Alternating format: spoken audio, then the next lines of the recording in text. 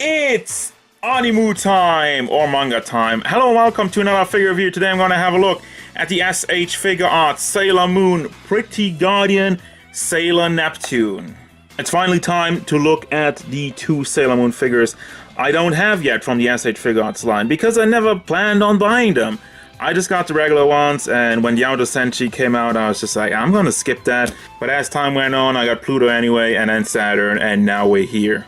So for the record, before we even move on, this version of Michiru is based on the original Sailor Moon anime, no crystal, no manga. So looking at her size, she stands at about 15 centimeters to the top of her head, which makes her 6 inches tall. So about the size of everybody else. Focusing on the face for a second, I mean, I love the anime eyes. Look at how nice and clean they're done. You got the golden tiara with a metallic paint job and even her little choker in the neck. Now the hair is very nicely molded. It even has some shading, although it seems like only the back part has shading and the front part is a little bit more simple. Now in the back, also it gets a lot darker over here. Yeah, I think we're having a little bit of a quality control issue. As you can tell, there's all these spots over there, and you have just this line, this small line, where it's a lot more shiny, and I really don't know what happened there. Now overall, I feel like the paint job is a little bit more sloppy. Like, there's a little bit of dirt in the chest from what I see. It just seems weird, and the mold itself, you got, look at the ribbon over here, look at that. Looks like somebody took a bite out of it. Like, what the hell is that? It also should be noted that her entire outfit is super shiny.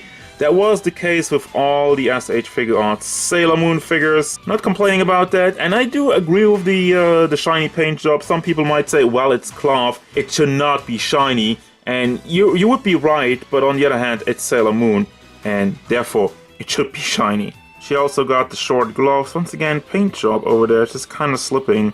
Now the skirt is kind of weirdly molded, just over there. I mean, overall it looks good down here, but just this piece over there, just this part, they couldn't really decide on when to stop and make the line that they are supposed to paint white. And that's another thing, you have this dark greenish skirt going on, and they painted this line over here white. I can tell they connected it like that.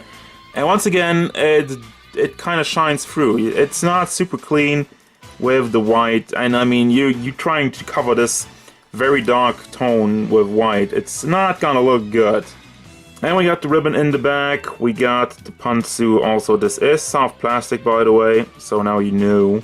Doesn't get into the way of the articulation. And we're going down to the shiny high heels. Those look good, and that's your overall look of the figure. Now for the articulation, we got some simple stuff. It kind of reminds me of Figma, honestly, but that's probably because she's a lot more of a petite figure than your regular Dragon Ball Figuarts or whatnot. So first of all, the head does not really get a lot of motion because of the hair. As you can tell, it completely blocks it. You can get it forward, but back does not work, and side to side also gets completely blocked on the shoulders over there. And it does even spin around just a little bit. Could probably get it around all the way. As for the shoulder, you got the ball, the double ball pack, one ball that goes into another ball into the chest, with a hinge on the second ball in the shoulder, so you can bring that up. You can rotate it around, you can bring it back and forth. You got a single hinge in the elbow. You got a cut ball joint for the hand, and it's also on a pack, so you can rotate it around. The chest is connected via ball joint to the torso, so you can spin that around, bring it back and forth. The crotch area can be spinned around a little bit and brought back and forth. They also cut the dress in the middle, so it does not get in the way for your posing. Legs go up very nicely because of that also. Now the legs itself, it's kind of like the old SH Figuarts ball pack hinge combination. You can pull the leg out and get super articulation as far as goes forward, to the back, and out to the side. And then you just tuck it back in, and you still get good articulation, but it obviously stops a little bit earlier. You can rotate it around at the thigh, that's no problemo. We have the knee, single hinge, and the foot has a ball hinge, so you can bring that back and forth, and goes side to side just a little bit, and all the way around. Now for the accessories, there's really a bunch of stuff. First of all, we got 3 more faces, closed eyes, and just with a really relaxed smile, and then a little bit of a yelling face. She does not really look angry in any of those. She's always like very calm, relaxed. You have her mirror, your Neptune mirror, which unfortunately does not have a real mirror in it. It's just like a metallic paint job. It is a good paint job, it is a nice paint job, and it is also very nicely molded with the detail in here. And the logo in the back, so I'm happy with that.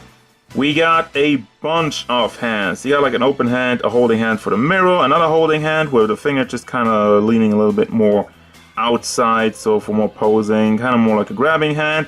Not a completely closed fist hand, just kind of with the little pinky standing out a little bit. Like more kind of karate chop style hands, fist hands, and completely open hands also for firing the attack. Speaking of the attack, she does always a special pose before doing that, and here it is.